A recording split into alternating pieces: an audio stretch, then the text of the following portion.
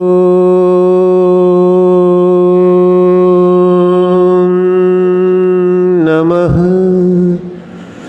सिद्धेभ्यः।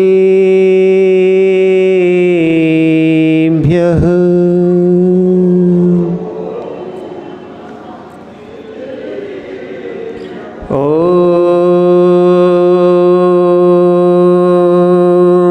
नमः सिद्धेभ्यः।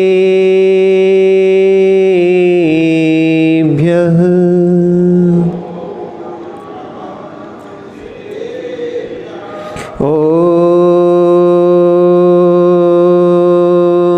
नमः सिद्धेभ्यः।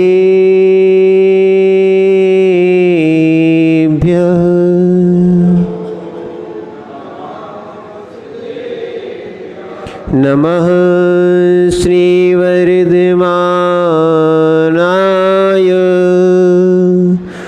निर्धोत्कलिलात्मने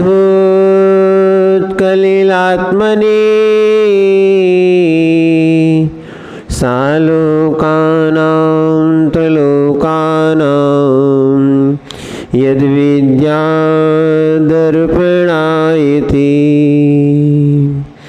नमो अरहन्ताणं नमो सिद्धाणं नमो आयर्याणं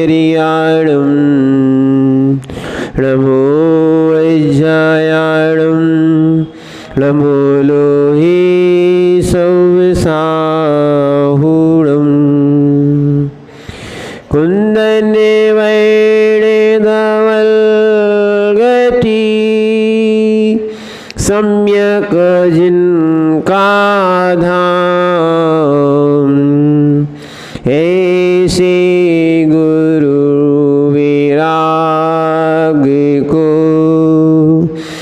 सत्सत्यवार प्रणाम सत्सत्यवार प्रणाम सत्सत्यवार प्रणाम। जय बोलिए अनंतानंद सिद्ध परमेष्टि भगवान की। देवाय देव एक हजार श्री आदिनाथ भगवान की। देवाय देव एक हजार श्री चिंतामणि पार्श्वनाथ भगवान की। देवाय देव एक हजार श्री वर्तमान शासन नायक भगवान महावीर स्वामी की। परम पूज्य आचार्य भगवान कुंद कुंद स्वामी की।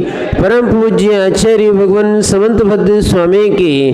परम पूज्य आचार्य भगवान विमल सागर जी महाराज की। परम पूज्य आचार्य भगवान गुरुवर विराग सागर जी महाराज की।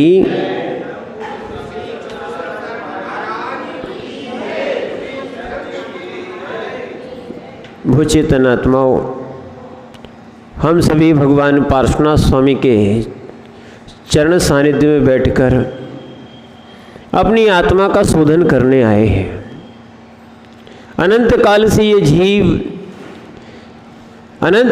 ये जीव जो है भटक रहा है अज्ञान के कारण, और सम्यक ज्ञान हो जाए, सम्यक श्रद्धान हो जाए तो जीव का कल्याण भी हो सकता है।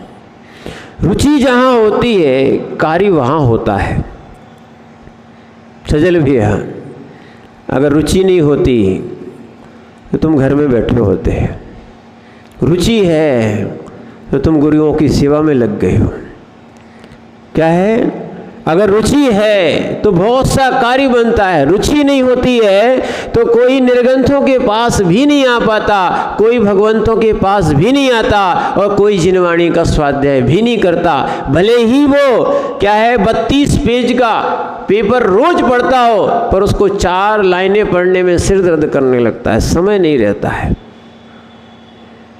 रुचि है, रुचि बदल जाती है तो क्या है, ज्ञान भी बदला हुआ रहता है। जहाँ जीव की रुचि होती है वहाँ जीव कार्य करता है। इसी सम्यक दर्शन का नाम रुचि भी है, प्रतीति भी है, क्या है, श्रद्धा भी है, आस्था भी है। इसी को सम्यक दर्शन कहते हैं। जीव की रुचि भोगों में होती है तो भोगी कहलाता है, और जीव की रुचि क्या है, यदि योग में होती है तो योगी कहलाता है। और जिस जीव की रुचि बदलती है उसको संसार में उस कार्य को रोकने से क्या है, कोई नहीं रोक सकता। निमित्त भले कितने भी आ जाएं, पर उपादान यदि सशक्त है, क्या है, तो निमित्त फिर वो कार्यकारी नहीं होता है। क्या है, इसीलिए यहाँ पर जिस जीव की जैसी रुचि है वैसा कार्य होता है। यानी श्वान भी सम्यक्त के प्रभाव से, ध्यान रखना, श्वान भी सम्यक्त के प्रभाव से देव बन सकता है। क्या है, देव बन सकता है। और देव भी भोगों की रुचि, इंद्रिय सुख की रुचि के कारण, संक्लेशताओं के कारण ये जीव जो है कहाँ पहुँच जाता है, श्वान बन जाता है। कितना अंतर है। भगवान ने देव को श्वान बनाया, श्राप दिया, ये हमारी मान्यता है, गलत है। भगवान को क्या पड़ी है कि भगवान आपको श्वान बनाए, या भगवान को क्या पड़ी है कि भगवान श्वान को देव बनाए। ध्यान रखना, भगवान तो सबका कल्याण चाहते हैं। भगवान किसी को नरक नहीं भेजते, भगवान किसी को स्वर्ग भी नहीं भेजते। जीव अपने अपने कर्म के द्वारा जो है, क्या है, ध्यान रखना, अपने अपने कर्म के द्वारा जीव अपने अपने स्थानों को पहुंचता है। यदि भेद डाला है, आज विषय चल रहा था न्याय दीपिका में, भेद डाला है तो उस भेद को समझो। जिस जीव ने अनुभूति को प्रमाण माना है, क्या माना है, अनुभूति को प्रमाण माना है, और अनुभवक को भिन्न माना है, यानी आत्मा और अनुभूति भिन्न भिन्न जिसने मान ली है, क्या है, आत्मा और अनुभूति भिन्न भिन्न जिसने मान ली है, तो अब ये बताओ आत्मा की अनुभूति कौन लेगा, या अनुभूति लेने वाली आत्मा कैसे होगी। जैन दर्शन में तो एक माना है, जैन दर्शन में एकत्व भी स्वीकार किया है, भिन्नत्व भी स्वीकार किया है, निश्चय भी स्वीकार किया है, व्यवहार भी स्वीकार किया है। ध्यान रखना, आलाप पद्धति में आप लोग पढ़ रहे हो, क्या है कि अगर एकांत मानेंगे तो संसार का अभाव हो जाएगा। एकांत मानेंगे यानी निश्चय मानेंगे, अकेला एकांत मानेंगे तो संसार का अभाव हो जाएगा, और व्यवहार एकांत मानेंगे मात्र तो क्या है, मोक्ष का अभाव हो जाएगा। इसीलिए सर्वथा कोई वस्तु नहीं मानना चाहिए। कथनचित क्या कहा गया, ये है क्योंकि वस्तु में अनेक धर्म होते हैं, पर व्याख्या में एक धर्म होता है। एक समय में आप एक ही बात वस्तु का कथन कर सकते हो, एक साथ सभी कथन कर सकते हैं क्या? हल्लू भैया, एक साथ कोई आपको पिताजी, बेटा जी और पापा जी तीनों एक साथ बुला सकता है क्या? एक साथ तीनों बुला सकता है क्या? भिन्न भिन्न तीन व्यक्ति हो सकते हैं, पर एक साथ एक समय में एक ही वस्तु बोली जाती है। एक समय में एक ही वस्तु बोली जा सकती है। तो नए भी जो होते हैं वो एक अपेक्षा को लेके बात करते हैं, और अपेक्षा के बिना हमारा कार्य होता कहाँ है, समझना। सम्यक अपेक्षा लगाना चाहिए, मिथ्या अपेक्षा भी नहीं लगाना चाहिए। नए भी होना चाहिए पर दुर्नय नहीं होना चाहिए। जहाँ एकांत आ जाता है वहाँ दुर्नय कहते हैं। जो सर्वथा मान लेता है, ही मान लेता है कि ऐसी वस्तु ऐसी ही है, ठीक है ना, तो वो क्या होता है, मिथ्या में पहुँच जाता है। इसीलिए स्वयं का भाव जब तक सम्यक जागृत नहीं कराएगा, स्वयं का उपादान जब तक रुचि नहीं बढ़ाएगा, तब तक आपको जो वस्तु है लोग समझते नहीं हैं। समझना, आपको एक बड़ा आश्चर्य होगा। लोग सोच रहे हैं, बहुत जगह से 2-3 जगह से समाचार आए, बोले महाराज जी आलाप पद्धति भी लोग पढ़ सकते हैं क्या? क्या है, वाचना में, साधु के संग में तो अलग बात है, उस वाचना में कभी आलाप पद्धति हो सकती है? बोले हाँ हो सकती है। तो क्लिष्ट विषय है, समझाया जा सकता है यदि निमित्त अच्छा भी हो और उपादान भी अच्छा हो। नहीं तो ये आलाप पद्धति जो है ना, अच्छे अच्छे ब्रह्मचारियों साधुओं को समझ में नहीं आती है। वो जो नए समझ में नहीं आता है, इसलिए कह रहे हैं जब नई व्यवस्था समझ में नहीं आती है तो जीव एकांत मान्यता में जीने लगता है। उसकी बेचारे की मोक्ष मार्ग की रुचि तो है, पर मोक्ष मार्ग फिर मिल नहीं पाता है, वो कहीं ना कहीं फंस जाता है। अब बताओ, वो संशय में ही पड़ा रहेगा, वस्तु निश्चयात्मक है कि वस्तु व्यवहारात्मक है? डॉक्टर साहब बताओ, वस्तु निश्चयात्मक है कि निश्चय माने वस्तु व्यवहारात्मक है? कैसी है, कैसी है? अब वो तो अच्छी बात है, आप सर्वज्ञ की नहीं कहो, अभी वस्तु की बात बता रहे हैं। वस्तु जो है ना निश्चयात्मक है कि वस्तु व्यवहारात्मक है? तो आपको कहना पड़ेगा वस्तु जो है ना, वस्तु वस्तु है, वस्तु कुछ नहीं है। जो कहा जा रहा है वो कथन है, इसीलिए वस्तु अनेकांतात्मक है, निश्चय व्यवहारात्मक है। कथन में निश्चय व्यवहारात्मक है। निश्चय से द्रव्य देखोगे और व्यवहार से पर्याय देखोगे। क्या द्रव्य की पर्याय नहीं होती? द्रव्य की पर्याय नहीं होती। बिना गुण के, बिना पर्याय के, बिना स्वभाव के द्रव्य होता क्या? नहीं होता ना। और बिना द्रव्य के पर्याय होती क्या?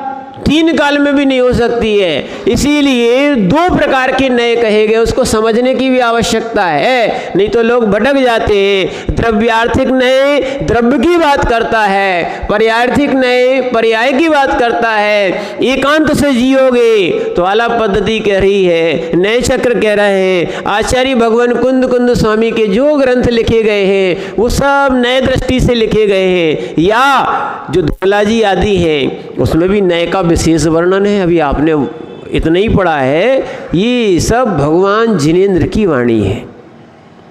अभिप्राय को समझो, क्या है? अभिप्राय को समझो। वास्तविकता में हम सम्यक्त को और धर्म को समझ नहीं पा रहे हैं। अगर जब तक ये समझेंगे नहीं तब तक हमारा कल्याण नहीं होगा। समझना बहुत आवश्यक है, समझना बहुत आवश्यक है। 84 लाख योनियों के बाद मनुष्य पर्याय मिलती है। क्या है? चाहे IIT हो और चाहे PSC हो, इनके टेस्ट होते ना, कितने लोग निकलते इसमें? कितने? किसी के IIT में 10,000 लोग निकलते हैं। हर साल कितने निकलते हैं? फिक्स है कि वो 3-4 लाख लोग देते हैं। 3-4 लाख बच्चों में से क्या होता है?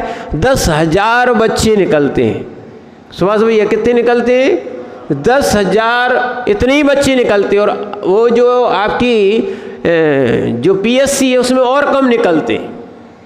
इसको महान माना जाता है। महान माना जाता है कि नहीं, कि इसमें निकलना बड़ा दुर्लभ होता है। अब बताना, 84 लाख योनियों के बाद मात्र एक पर्याय मिली है अगर माना जाए तो जीव को मनुष्य योनि मिली है। अब उसकी कोई कीमत नहीं कर रहा है। 84 लाख, यहाँ तो हम भैया 3-4 लाख की बात कर रहे थे।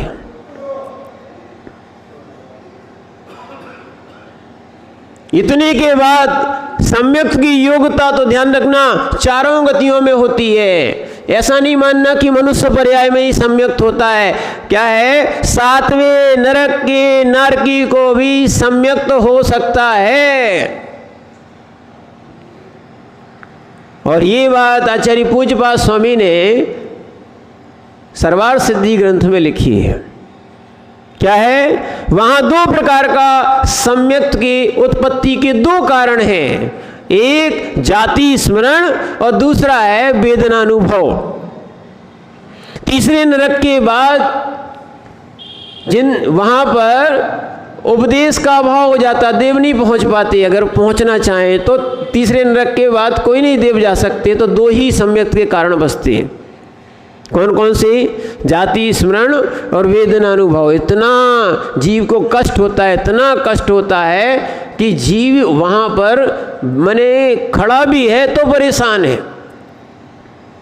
तहाँ भूमि पर सत दुखो सो, बिच्छू सहज डसे नहीं तिसो।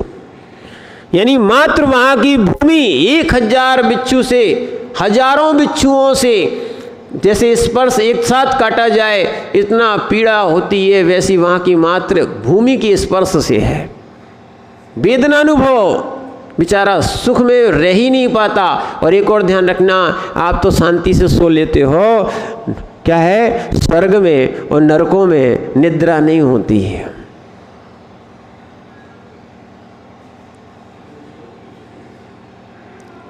स्वर्ग में और नरकों में निद्रा नहीं होती है। इसीलिए कहा जाता है एक क्षण को भी शांति नहीं है। और एक क्षण को शांति कब मिलती है? जब तीर्थंकर बालक का जन्म होता है, तब 3 लोक के जीवों को एक क्षण की शांति, और नारकी जीवों को विशेष करके एक क्षण की शांति मिलती है।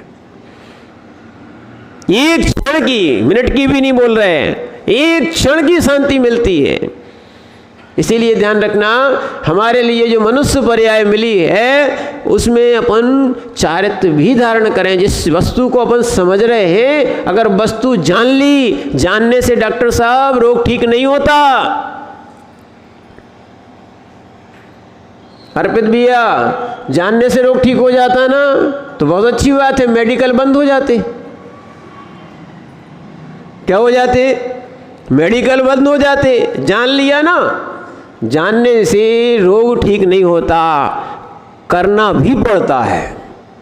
इसीलिए तीनों की एकता दी है, तीनों की एकता दी है। कौन कौन सी? श्रद्धान, ज्ञान, आचरण। श्रद्धान, ज्ञान और आचरण तीनों को जब मिला लोगे ना, क्या लिखा? सम्यक दर्शन ज्ञान चारित्राणी मोक्ष मार्गाः, नहीं है गह। एक वचन का प्रयोग किया गया है। एक वचन का प्रयोग इसलिए किया गया है, भले 3 वस्तुएं हैं, जब तक इनमें एकत्व नहीं होगा, मिलाओगे नहीं, तब तक मोक्ष मार्ग नहीं मिलेगा। जब तीनों नहीं मिलेंगे तब तक मोक्ष मार्ग नहीं मिलेगा। फिर मोक्ष कैसे मिल सकता है? जैसे घी, बेसन और बूरा, तीनों चीज़ें जब मिलती हैं, अब तीनों चीज़ों को मिला दोगे, अब कोई नहीं कहेगा कि ये घी है, कोई कहेगा, क्या कह बोलेगा? सीधा लड्डू है। अब ये नहीं कहेगा कि ये बूरा है, कोई नहीं कहेगा कि ये माने बेसन है, क्या कहेगा? लड्डू। उसकी संज्ञा क्या हो गई? लड्डू। अब लड्डू यानी तीनों मिली हुई अवस्थाओं का नाम लड्डू है। ऐसे ही मोक्ष मार्ग में जब तक तीनों नहीं मिलेंगे तब तक कल्याण नहीं होगा। जानने के बाद ध्यान रखना, इसीलिए जानने के बाद जीव को अपने क्रियाओं में परिवर्तन लाना चाहिए। क्या है? इस कसाय को थोड़ा कम करो। जब तक कसाय कम नहीं होगी तब तक क्रिया नहीं आएगी। कई लोग सोचते हैं कि महाराज जी बहुत ज्ञान होने के बाद भी लोग बदलते क्यों नहीं है? क्या है? बहुत ज्ञान होने के बाद, क्योंकि वो ज्ञानावर्णी का काम, ज्ञान का काम किसका काम है? ज्ञानावर्णी का काम क्या है? ज्ञान का काम है। ज्ञानावर्णी कर्म से ज्ञान हो सकता है, माने छुपा हुआ भी है, और जितना क्षोभसम होगा उतना ज्ञान हो सकता है। पर जो तुम्हारा चर्या है, क्रिया है, ये मोहिनी के अधीन है। दर्शन मोहिनी और चारित्र मोहिनी किसकी अधीन है? हमने बताया था सब कर्मों का अलग अलग स्वभाव होता है। दर्शन का अलग स्वभाव, वेदनी का अलग स्वभाव, मोहिनी का अलग स्वभाव। मोहिनी में भी दर्शन मोहिनी मिथ्यात्व कहलाती है, और चारित्र मोहिनी संयम नहीं होने देती है। इसी पंचम काल में आज भी लोग चारित्र का पालन करते हैं और कर सकते हैं। क्या है? भले हमें काल खोटा मिला हो, भले हमें काल खोटा मिला हो, पर ध्यान रखना यहाँ परिणाम खोटे नहीं मिले। ये अपने अपने उपादान के ऊपर है। हम चाहें तो अपने परिणामों को निर्मल बना सकते हैं। जब श्वान अपने परिणाम को निर्मल बना सकता है तो हम अपने परिणाम को निर्मल नहीं बना सकते क्या? जब एक मेढक भगवान की आराधना के परिणाम से स्वर्ग पहुंच सकता है तो क्या हम नहीं बना सकते? बोले महाराज क्या करें, काल है, अब ऐसी ठंड पड़ती है, ऐसा मौसम मिल जाता है, ये अनुकूलता नहीं है। ध्यान रखना, ये सब बहाने हैं। उपादान को निर्मल बनाओ। जब नरकों में जीव सम्यक्त प्राप्त कर सकता है, नरकों में सम्यक्त प्राप्त कर सकता है, जहाँ एक समय के लिए क्या है, वहाँ इतनी ज़्यादा ठंड पड़ती है, मेरु समान लोहे गल जाए ऐसी शीत उष्णता है। क्या है, इतनी शीत उष्णता होती है, उधर भी जीव सम्यक्त प्राप्त कर सकते हैं। तो यहाँ क्या दिक्कत है? यहाँ अच्छे विचार नहीं बना सकते क्या? श्रद्धान करो। क्या है, इसीलिए आचार्य महाराज यहाँ पर समझा रहे हैं, श्वान परिणाम बना रहा है, श्वान परिणाम बना रहा है, तो क्या मनुष्य नहीं बना सकता है? क्या है कि अपन को भी तभी समझ में आएगी जब अपन श्वान या शेर बनेंगे। कब आएगी समझ में अपन को? क्या बनेंगे? श्वान या शेर बनेंगे तब समझ में आएगी। क्या बोले, भगवान महावीर स्वामी को कब समझ में आई थी? क्या है, कब समझ में आई थी? बोले शेर की पर्याय में। जब शेर बनोगे तभी तुम्हें सम्यक्त मिलेगा। क्या, जब शेर ध्यान रखना, जब शेर अणुव्रती बन सकता है, क्या, जब शेर अणुव्रती बन सकता है तो क्या हम अणुव्रती नहीं बन सकते?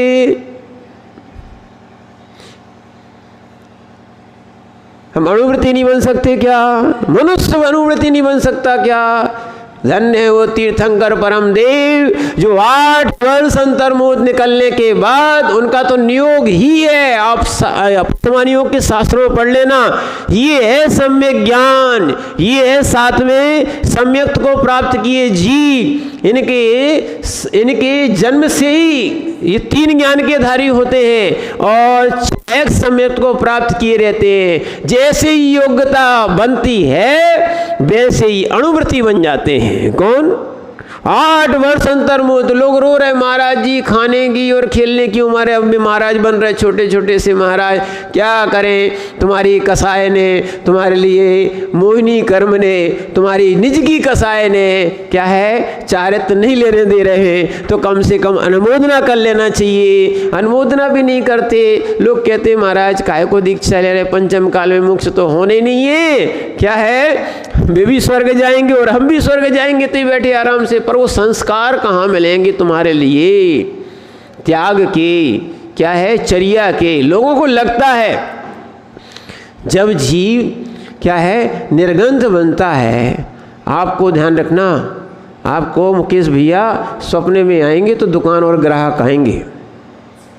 क्या आएगा? आपको कौन आएगा?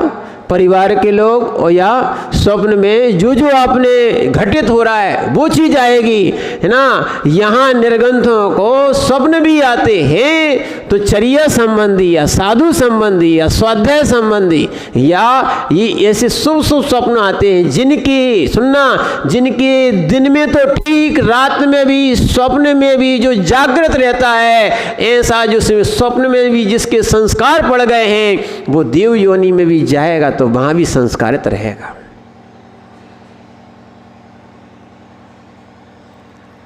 जैसे अभी बता रहे थे ना, यहाँ पर कुछ IIT वाले बच्चों को छांटा जाता है। क्या होता है?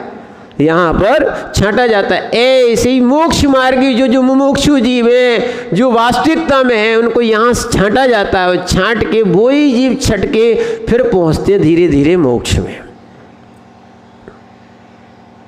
जिनका ज्ञान निर्मल है, जिनका श्रद्धा निर्मल है, जिनका आचरण निर्मल है, वो ही अपनी आत्मा को निर्मल कर सकते हैं। ध्यान रखना, कल अपन ने ये भी पढ़ा था कि आत्मा को अगर निर्मल ही मान लिया, शुद्ध ही मान लिया तो दिक्कत है।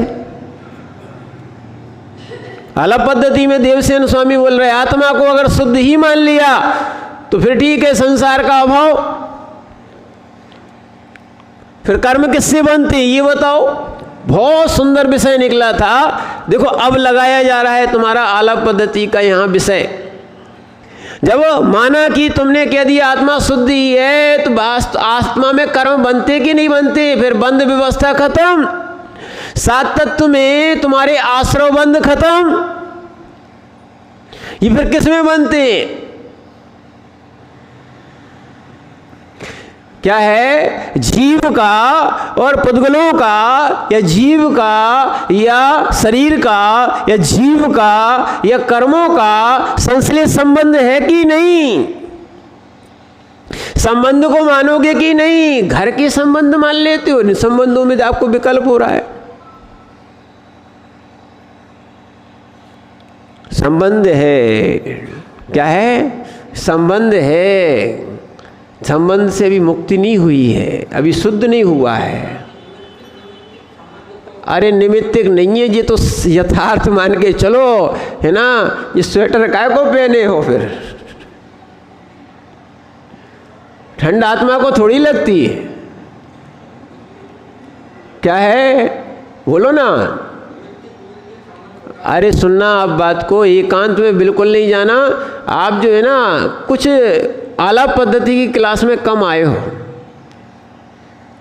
अभी दुर्नय चल रहे हैं, दुर्नय चल रहे हैं। दुर्नय को अच्छे से पढ़ लेना, नहीं तो आचार्य महाराज ने लिखा है कि दुर्नय के एकांत के पर जो आरूढ़ हो जाता है उसकी दुर्गति हो जाती बेचारे की। जितना ध्यान रखना, जितना अंधा व्यक्ति अपशकुन नहीं करता, सुनना, उतना विमल भैया काना व्यक्ति अपशकुन करता है। क्या है? अंधा व्यक्ति मिल जाए तो अपशकुन नहीं होता, पर काना व्यक्ति मिल जाए तो अपशकुन हो जाता है। ऐसे ही ध्यान रखना, जितना मिथ्या दृष्टि क्या है वो अपशकुन नहीं करता है, जितना जिसका एकदम विपरीत ज्ञान हो जाता है, मिथ्यात का भी विपरीत होता है, 5 प्रकार के मिथ्यात होते हैं, उन सब में एकांत को भी लिया गया है, विपरीत को भी लिया गया है, संशय को भी लिया गया है और विनय को भी लिया गया और अज्ञान को भी लिया गया है। ये 5 प्रकार के मिथ्यात होते हैं, इनको समझना। तो ये काना व्यक्ति लोक में अशुभ माना जाता है। जैसे इसीलिए एकाक्षी नहीं होना चाहिए। यहाँ तक कि समय सार के 142 या 43 नंबर की गाथा में स्पष्ट लिखा है, पक्षाक्रांत जो जीव होता है वो जीव समय सार को प्राप्त करता है। न निश्चय का पक्ष, न व्यवहार का पक्ष, पक्षातीत होना चाहिए। पर क्या करें, अज्ञानता है कि हम एक ना एक जगह राग कर ही बैठते हैं। क्या है? अनुराग होना चाहिए, राग नहीं होना चाहिए, क्योंकि जहाँ राग है वहाँ द्वेष है। क्या है? मूल तो कारण राग है, जिन जिन से राग है उन्हीं से द्वेष होता है, जिन जिन से द्वेष है उन्हीं से राग भी हो जाता है। पर जिनसे ना राग है ना द्वेष है, देख लेना वहाँ द्वेष खत्म ही है। बहुत सारे लोग जो है ना आपके बाजार में निकलते हैं, सड़कों पे निकलते हैं, जिनको आप जानते नहीं हो, आप उनसे कुछ कहते हो क्या? ठीक है, कुछ कहते हो क्या? और जिनको जानते हो और वो तुम्हारी तरफ देख के मुस्कुरा के नहीं निकल रहे हैं, बड़ी परेशानी है कि देखो सीधे सीधे निकल गए, देखा ही नहीं। क्या है? देखा ही नहीं। हमें देखो एक और ध्यान रखना, हम लोगों को एक साधुओं को अच्छे से समझना चाहिए। ये तो हम अपने आप को समझा रहे हैं कि विश्व सागर जी कोई नमोस्तु करे या ना करे, तुम नमोस्तु से मुनिराज नहीं कहलाते हो। क्या है? नमोस्तु किसी के नमोस्तु से ना तो तुम पूज्य होते हो, ना तुम्हारी कोई नमोस्तु करे या ना करे ना पूज्य होते हो। ऐसी भगवान की कोई चाहे पूजा करे ना वे पूज्य होते, ना कोई उनको पूजा ना करे। एक जन बोले महाराज भगवान का अभिषेक पूजा नहीं करेंगे तो अपूज्य हो जाएंगे। मैंने की तुम्हारी सोच, वास्तविकता तो क्या है? भगवान तो अपने गुणों के द्वारा, सम्यक के द्वारा और रत्नात्रय के द्वारा अपने गुणों से पूज्य हुए। इसलिए ध्यान रखना, क्या है? राग उन्हीं से राग होता है ना, उन्हीं को आपको लगता है कि जो सामने से निकल गए, बताओ बोले नहीं, हंसे तो दिक्कत, नहीं हंसे तो दिक्कत। क्या है? जो रागी होगा वो अगर हंस के नहीं निकलता है तो दिक्कत, फिर वही ऐसे ही है कि नहीं। और जिससे अगर माना कि तुम्हारी बैर विरोध हो गया है, द्वेष हो गया है, और सोनू भैया तुम्हारे घर से मोनू, और कोई तुमसे जिससे लड़ाई हुई हो और वो हंस के निकल जाए तो कहेगा यार बताओ ये अभी भी नहीं मान रहा है। ऐसे ही है कि नहीं है? अब बताओ, बड़ी परेशानी है।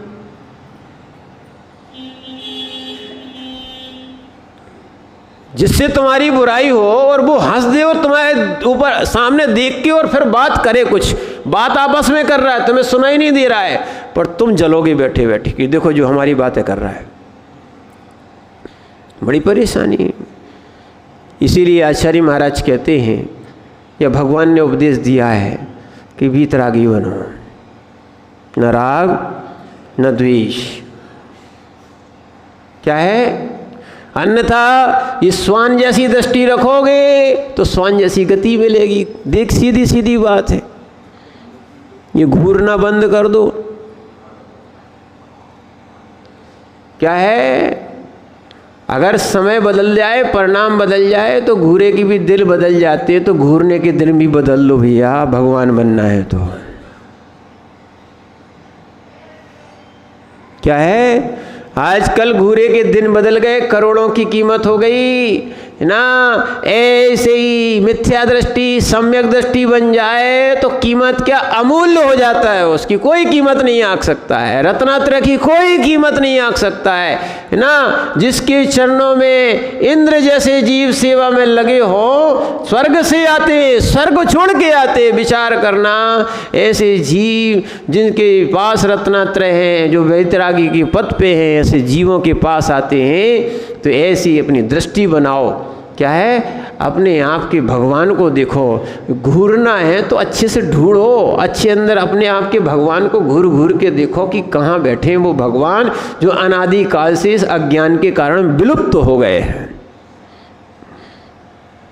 और देखना है, घूर घूर के देखना है तो खूब देखो, भगवान को देखो, और भगवान में देखो कि ऐसे भगवान हमारे अंदर भी हैं।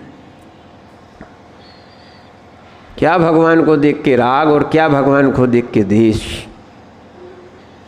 क्या है? राग भी खतरनाक है। समझ लो आप बात को कि हम इस वेदी के सामने, इस मूर्ति के सामने से हटेंगे नहीं, किसी को खड़े नहीं होने देंगे, किसी को अभिषेक नहीं करने देंगे। ये सब मूर्खता है, मूर्खता है। अनुराग होना चाहिए। क्या होना चाहिए? अनुराग होना चाहिए। ठीक है? अब माथा फोड़ा हो रही है, क्या आपने धर्म क्या सम्यक प्राप्त किया है?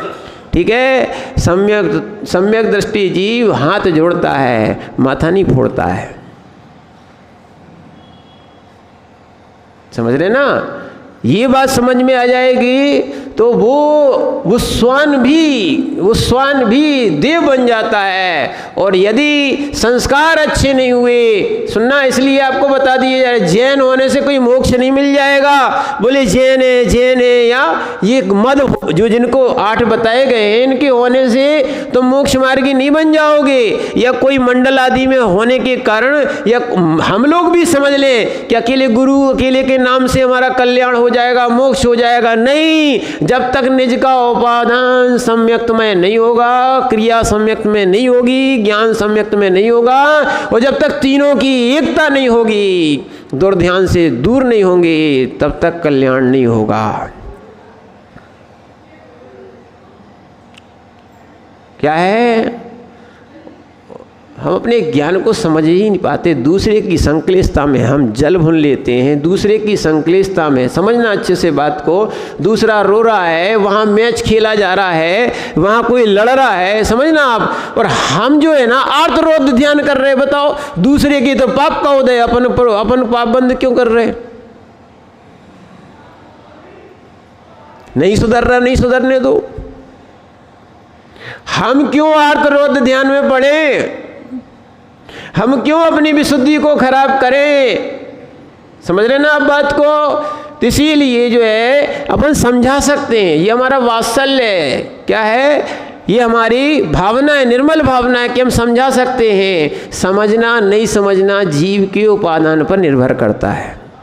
इसलिए ध्यान रखना, गुरु प्रेरणा देते हैं, गुरु पेरते भी नहीं हैं और गुरु पेरते भी नहीं हैं। ये तिली और सरसों नहीं है। क्या है? समझ रहे ना?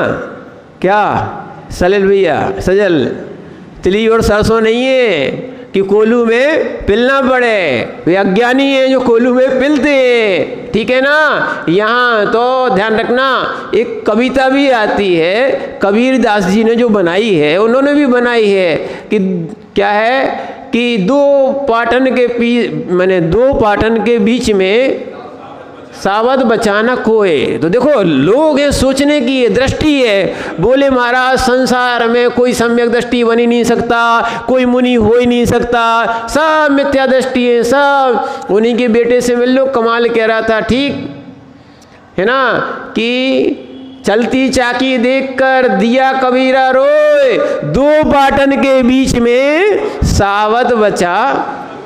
लो मुंडी हिला दी। हलो भैया, क्या हिला दी तुमने? अब हिला दी मुंडी। सुनना। और दूसरी, उसी का बेटा था कमाल, वो कह रहा था कि चलती चाकी देखकर दिया कमाल हंसाए, कील सहारे जो रहे बाल न बाका जाए। क्या है? अब ताली बजा रहे हो, बहुत बढ़िया। बहुत जल्दी बदल जाते हो यार तुम लोग। ऐसे ही जो सम्यक के सहारे रहेगा उसका कोई बाल बाका नहीं कर सकता है। देव सद्गुरु के सहारे जो रहेगा उसका कोई बाल बाका नहीं कर सकता। अपने उपादान को, यहाँ तो निमित्त प्रधान का कथन किया जा रहा है, पर अपने उपादान को संभाल लोगे तो पंचम काल में भी अपने अंदर के भगवान को पहचान सकते हो। निकालने की योग्यता जब आएगी तो निकलेंगे।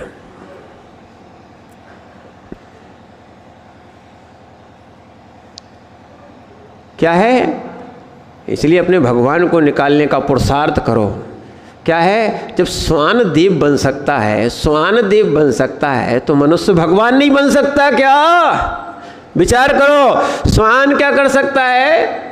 देव बन सकता है, तो मनुष्य भगवान नहीं बन सकता है? बन सकता है। ध्यान रखना, यहाँ पर आपको समझना पड़ेगा। यत्र भावा शिवम दत्ति द्योत्यु दुर्वर्तनी यो नत्यासु गव्यूति कोशार्दे कम सीति। आचार्य पूज्य पाद स्वामी कह रहे हैं, ये स्वर्ग की बात है महाराज। स्वर्ग मिलेगा कि नहीं मिलेगा?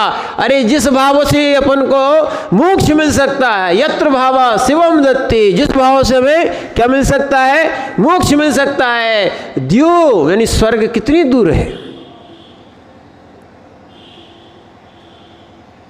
रत्नात्रय स्वर्ग का कारण नहीं है, रत्नात्रय तो मुक्ति का कारण है। किसका कारण है?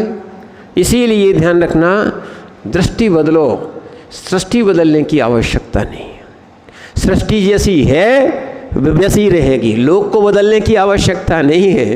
क्या है? दृष्टि को बदल जाओ, तुम सम्यक दृष्टि बन जाओ।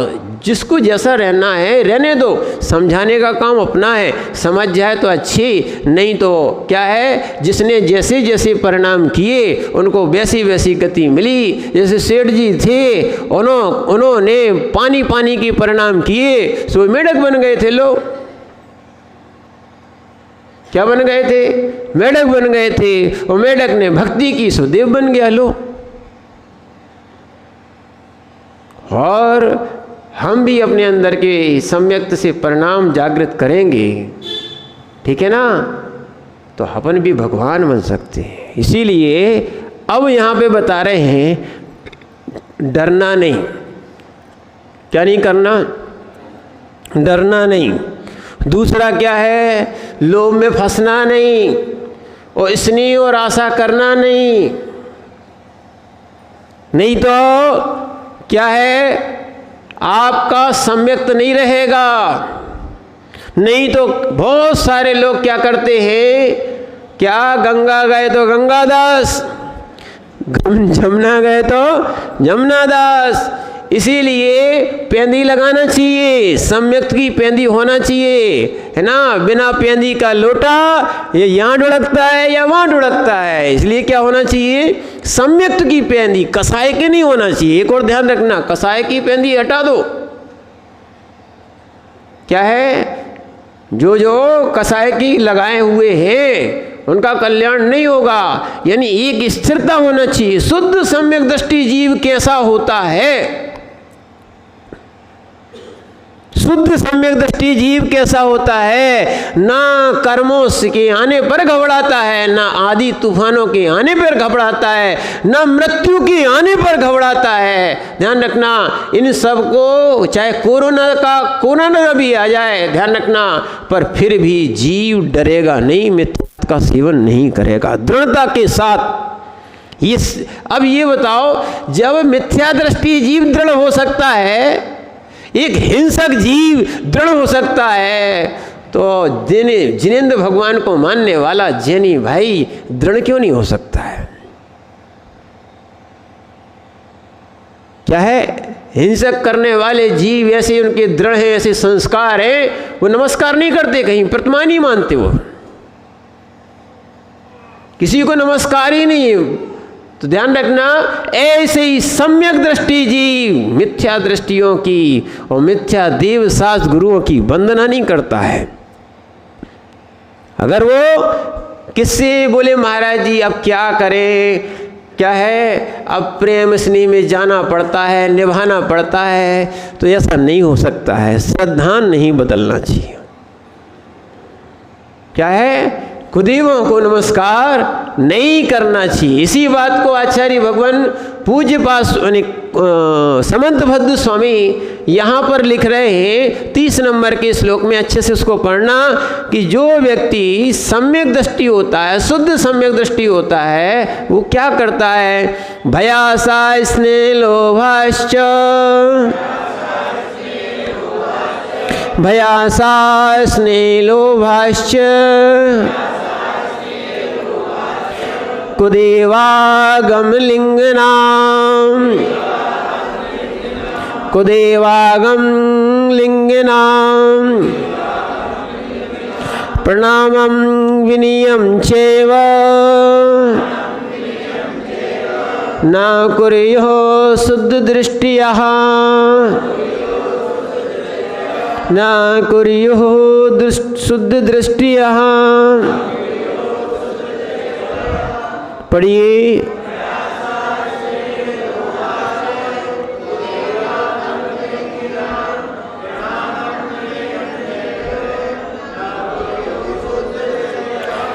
आचार्य भगवान कह रहे हैं शुद्ध सम्यक दृष्टि जीव। कौन सा?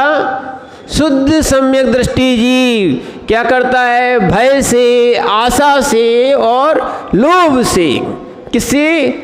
भय से, आशा से, प्रेम से और लोभ से। स्नेह का अर्थ क्या है? प्रेम से और लोभ से। भी सम्यक दृष्टि जीव नहीं है। अपने बच्चों को भी सिखाओ, भी सम्यक दृष्टि जीव नहीं है, जो स्नेह के कारण जिन धर्म को छोड़ के अन्य जगह भाग रहे हैं, उनके अंदर सम्यक्त नहीं है और उनके माता पिता के अंदर भी सम्यक्त के संस्कार उन्होंने नहीं दिए हैं। ना भय से, ना आशा से, ना लोभ से, ठीक है ना, ना भय से, ना आशा से, ना स्नेह से, ना लोभ से। ध्यान रखना क्या है? कुदेवों को क्या है? नमस्कार करना। कुदेव, कुशास्त्र, कुर्गों को जो विनय करता है और विनय करता है और प्रणाम करता है, वह निश्चित ही मिथ्या दृष्टि जीव है। सम्यक दृष्टि जीव नहीं है। अब सोसाइटी में रहते हैं महाराज, अब क्या करें, सबका धर्म मालिक एक, सबका धर्म एक, है ना। महिलाएं कहते हैं कि सबका मालिक हमारा मालिक, सबके मालिक हम। कहो फिर व्यभिचार दोष आ जाएगा, क्या आ जाएगा, व्यभिचारी माना जाएगा, समझो। तो इसीलिए क्या है कि जहाँ देव शास्त्र गुरु यानी कौन से, यहाँ तो एक अच्छी सी बात ये भी कहा गई, हम लोग नाम को नहीं पूछते। एक और ध्यान रखना, नाम का भी एकांत मत रखना। जिसने राग द्वेष कामादिक जीते सब जग जान लिया, सब जीवों को मोक्ष मार्ग का निष्प्रय हो उपदेश दिया। अब नाम की बात आ रही तो सुन लो। बौद्ध वीर जिन हरिहर ब्रह्मा, या उसको स्वाधीन कहो। यानी यहाँ समझना आप, यहाँ पर नाम को मात्र नहीं पूजा गया है। हमारे यहाँ तो एक नाम नहीं है, 4-5 नाम भी नहीं, हमारे यहाँ श्रेष्ठ नाम है। नाम एक संज्ञा है, नाम वस्तु नहीं है। नाम क्या है, क्या है आप बताओ, अलग पद्धति से बोलो, नाम क्या है। उपचरित, असद्भुत, व्यवहार नए। नाम क्या है, पर्याय की, पर्याय का नाम है। मनुष्य जीव की अशुद्ध पर्याय क्या है, विभाव व्यंजन पर्याय, और इसका एक नाम रख दिया है। लोग मात्र नाम को पूज रहे हैं, मूत्र नाम को पूज रहे हैं। नाम ध्यान रखना, नाम नहीं पूजे जाते, गुण पूजे जाते। जिन शासन में गुण पूजे जाते, नाम नहीं पूजा जाता है। ये नाम का भी राग नहीं है। तो इसीलिए भय से, आशा से, लोभ से सम्यक दृष्टि जीव क्या है, नमस्कार नहीं करेगा।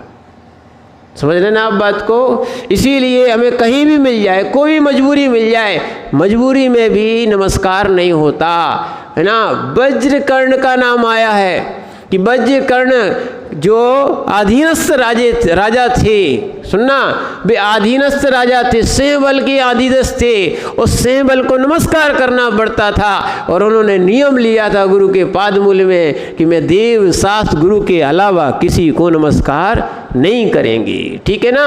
और जो लोग अगर मान लो गुरु को नमस्कार नहीं करते, देव को नमस्कार नहीं करते, ऐसे भी वर्तमान में संप्रदाय है, उनका सम्यक तो पूर्ण नहीं हो रहा। चारित्र की तो बात अलग है, क्योंकि क्या लिखा है, श्रद्धानाम परमार्थानाम माप्तागम तपोव्रताम। आप्त, आगम और तपोव्रत पर श्रद्धान होना चाहिए। क्या होना चाहिए, श्रद्धान होना चाहिए, आप्त, आगम और तपोव्रत पर, ठीक है ना। सम्यक तो बात अलग होती है और राग बात अलग होती है, समझना आप बात को। क्या है, राग बात अलग होती है, अनुराग बात अलग होती है। राग में तुमने छांट लिया, वो भी राग ही चल रहा है। अनुराग होगा तो निर्गंथ दिखेंगे, और मिथ्यात होगा तो कोई कुछ नहीं दिखेगा। इसीलिए भय से, आशा से क्या है, और लोभ से, इनसे अगर तुम नमस्कार कर रहे हो तो तुम अपने सम्यक की रक्षा नहीं कर सकते, शुद्ध सम्यक दृष्टि नहीं बन सकते। क्या है, समझ रहे ना आप बात को। इसीलिए क्या है, वज्रकर्ण जो थे उन्होंने कह दिया, नियम लिया था अपने गुरु से कि मैं देव शास्त्र गुरु के अलावा किसी को नमस्कार नहीं करूँगा। चाहे जो माता पिता को नमस्कार किया जाता है, ये व्यवहार है, लौकिक है। क्या है, पूज्य बनना है तो गुणों से बनना चाहिए, कोई आयु से पूज्य नहीं होता है। क्या है, आयु से पूज्य नहीं होता है। तो इसीलिए जो है गुणों से बड़े होना चाहिए। तो उस समय वज्रकर्ण से कहा गया सेंबल ने कि नमस्कार करो। नमस्कार करते थे, क्या है, पर उन्होंने एक अंगूठी बना के रखी थी। किसकी? चंद्रप्रभु भगवान की अंगूठी प्रतिष्ठित की हुई थी। जब भी जाते थे उसको नमस्कार करते थे। और एक व्यक्ति ने देख लिया, छलिया तो हर जगह होते हैं, अब वो क्या करे, व्यवहार निभाना था, तो वो मात्र क्या करते थे, उसको ही नमस्कार करते थे। तो उसके बाद सेंबल ने बोला कि तुम्हें नमस्कार करने आना ही पड़ेगा। समझ गए कि वो कुछ ना कुछ गड़बड़ है। उन्होंने कहा कि आप राज्य ले लो। देखो ये है सम्यक दृष्टि जीव, राज्य ले लो, हमें राज्य की आवश्यकता नहीं। बोले राज्य नहीं लेना है हमें, तो तुम्हारे लिए की आवश्यकता, तुम्हें नमस्कार करने आना पड़ेगा। सम्यक दृष्टि जीव ऐसे ऐसे हुए, प्राण ले लो, क्या है, पर नमस्कार सम्यक्त को ही होगा, देवसास गुरु को ही होगा। किसको होगा? ठीक है ना। इसीलिए उन्होंने चारों तरफ से घेर लिया। सेंबल ने किसको? वज्रकर्ण को चारों तरफ से घेर लिया। उस समय लक्ष्मण भिक्षा लेने पहुँचे थे, जब वनवास का काल था, है ना, वो भिक्षा लेने पहुँचे थे। फिर उसके बाद उन्होंने देखा भिक्षा खूब अच्छी उनने दी, माने वज्रकर्ण ने खूब अच्छी उनको आराम से भिक्षा दी। और फिर उसके बाद उनने देखा कि इनके कुछ विपत्ति है, क्या बात है, वो सब जान लिया। और जानने के बाद फिर वो क्या हुआ, राम के पास आए लौटकर, वो पूरी बातें उन्होंने बताई। तो उन्होंने कहा भैया धर्मात्मा है। कौन है? उस राम कौन थे? एक सम्यक दृष्टि जीव। जाओ लक्ष्मण, रक्षा करो धर्मात्मा की। लक्ष्मण ने बिना अस्त्र शस्त्र के, देखो ये है नारायण का रूप, बिना अस्त्र शस्त्र के उन्होंने पूरी सेना से विजय प्राप्त कर ली और सेंबल को जीत लिया और कांख में दबा के ले आए।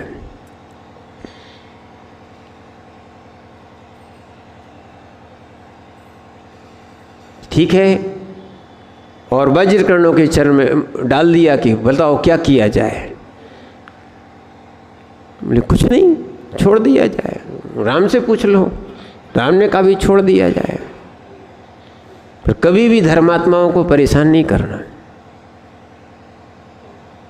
क्या है, आप कोई भगवान नहीं हो और आपके अंदर वो भगवत्ता गुण लाओ, दुनिया नमस्कार करेगी। क्या है, और कोई नमस्कार नहीं करता तो क्या पूज्य नहीं होते क्या? एक और ध्यान रखना, नमस्कार नहीं करता उसके पाप का उदय। जिस सामने देवसास गुरु मिले हुए हैं, पर क्या करे, तीव्र मुथ्यात का उदय है कि वो आंखें बंद कर रहा है, कहीं गली से निकल रहा है, कहीं वो कुछ कार्य कर रहा है। ये सब क्या है, तीव्र मिथ्यात का उदय है। इसलिए ध्यान रखना, आचार्य महाराज कह रहे हैं कुदेवों को क्या है, वर्तमान में जो दिख रहा है कि भैया आशा से चले जाते कुछ मिलेगा, है ना, उन्होंने कहा भूत हो जाए, व्यंतर हो जाए, दुकान चलने लगे, कुछ भी हो जाए, है ना, माता निकल आई, चाहे माता निकले चाहे पिता निकल आए। सुन लो अब बात को, है ना। शीतलनाथ भगवान का अकेला जब बैठे हैं, इसलिए नवग्रह जो बताया जाता है वो इसलिए कि जो मिथ्यात्व में ना जाए। क्या है, ये मिथ्यात्व में ना जाए। इसलिए भैया कम से कम जिनेंद्र की पूजा करो, अर्चना करो, भय से, आशा से, स्नेह से और लोभ से, है ना। नहीं तो इसने ऐसा किया कि ऐसे जो आहार दे नहीं पाए ऐसे लोगों को घर में ले आए। अब जाओ उनके संगे, उनके मंदिर में, जो कहेंगे तुम्हारे मंदिर में तुम हमें जाते हो, हमें ले जाते हो, तो हमारे मंदिर में भी तुम चलो।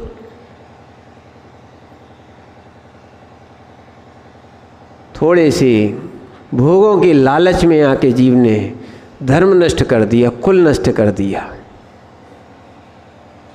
क्या है, इसीलिए ध्यान रखना, भय से, स्नेह से, लोभ से और लालच से कुदेवों को प्रणाम नहीं करना चाहिए। प्रणाम करने वाला, विनय करने वाला कौन नहीं है? सम्यक दृष्टि, शुद्ध सम्यक दृष्टि नहीं है। नहीं पढ़ सकते हो, सही तो यही है। भय से, आशा से, काय का भय, काय की आशा। हम खुद कहते हैं, पहले हमने भी जो है क्या है, जब अपन ने जान लिया, अपन मंदिर में भले गए, माना कि जबरदस्ती, देखो सत्य तो यही है, लोग घुमाने में ले गए, हमें तो बर्फ का पहाड़ देखना था, हम तो घूमने गए थे, वास्तविकता था हम नमस्कार करते ही नहीं थे, करना ही नहीं है। जब हमें गुण दिखेंगे तो पूजेंगे, जब गुण ही नहीं है तो काय की पूजा? सम्यक तो नहीं है, रत्नत्रय नहीं है, किसकी पूजा? समझ रहे ना आप बात को? अगर वास्तविकता में ऐसा दृढ़ श्रद्धान है, अगर दृढ़ श्रद्धान नहीं होता तो पंचम काल में चारित्र नहीं ले पाते। भले ये कसाय की मंदता है जो चारित्र उत्पन्न कराती है, पर श्रद्धान भी निर्मल है, दृढ़ श्रद्धान है कि यही मोक्ष मार्ग है। क्या है? इसी से मोक्ष होगा। क्या है? आचार्य कुंद स्वामी ने स्पष्ट लिखा है, रवि सिज्जैवत धरो। क्या लिखा है? रवि सिज्जैवत दो। उन्होंने वस्त्रधारी की सिद्धि नहीं होती, चाहे होई तीर्थेरो, तीर्थंकर भी क्यों ना हो, है ना? नहीं तो लोग वस्त्रधारी को पूजने बैठ गए हैं, ये मिथ्या दृष्टि जीव हैं। रवि सिज्जैवत दरो, चाहे होई तित्तेरो, रग्गोई मोक्ष मग्गो, शेषा मज्ञा सब्बी। नग्नता ही मोक्ष मार्ग है। लोग कहते हैं नंगों को क्या प्रणाम करना, तुम्हें नंगा दिखता है, सम्यक दृष्टि होगा उसको भगवान दिखता है। जब एक इंद्री में भगवान देख सकते हो तो भैया सम्यक जागृत करो। निर्गंत तो भावी भगवान है। चिरगांव वाले चिरागो ध्यान रखो, तुम भी भावी भगवान की बात करो। क्या है? वास्तविकता में तुम्हें पुण्य आत्मा हो कि जो तुम्हारे लिए यहाँ भावी भगवान बनने वाले भगवान जीवों को मिल रहे हैं। हम लोग भी अपनी वंदना करते, अपनी नहीं, इस रत्नात्रय की वंदना करते हैं कि बहुत अच्छा हुआ कि ये पद, रत्नात्रय का पद, मोक्ष का पद हम लोग को मिला। हम लोग भी अच्छे से पालन करेंगे तभी निर्वाण पद मिलेगा। समझना? इसीलिए किसकी वंदना है? हाँ, रत्नात्रय की वंदना है। मिथ्या दृष्टियों की वंदना अगर करते हो तो वहाँ से उसके लिए कायस्वर कर लो कि भगवान देव शास्त्र गुरु के अलावा हम किसी को नमस्कार नहीं करें। चाहे रोग आए, चाहे शोक आए, चाहे लोभ आए, चाहे स्नेह आए, चाहे कुछ भी आए, हमें नमोकार मंत्र पढ़ना अपनी जगह से पढ़ेंगे। जरूरी है कि वहाँ जाके पढ़ेंगे। भय से, आशा से, लोभ से, है ना? हाँ, देखने जा सकते हैं कि वहाँ की अगर कहीं कलाकृति हुई, फिर भी क्या अपने मंदिरों में कमी है क्या? माना कि ठीक है, और हम कला को थोड़ी पूजते हैं, हम तो भगवान को पूजते हैं। क्या है? सुंदरता शरीर की हो सकती है, क्या है? आत्मा तो आरोपी है। इसीलिए समझना, भय से, स्नेह से, लोभ से, आशा से हमें कुदेव को नमस्कार नहीं करना है। ओम नमः सतेभ्यः।